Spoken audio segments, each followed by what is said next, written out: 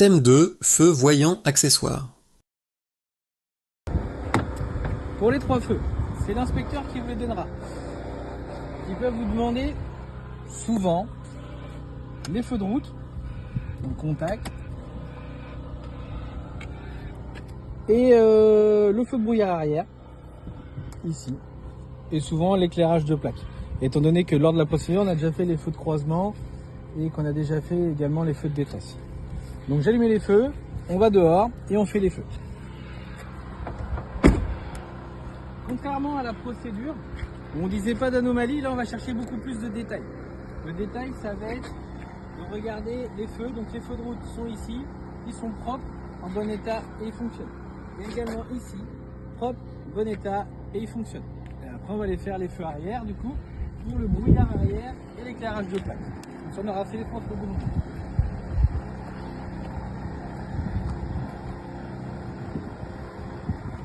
Là on arrive à l'arrière de la remorque.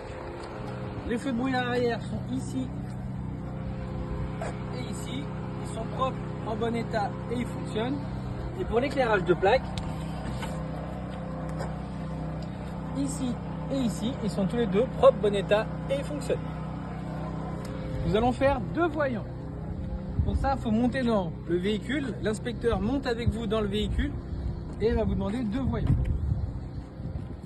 On retire les gants.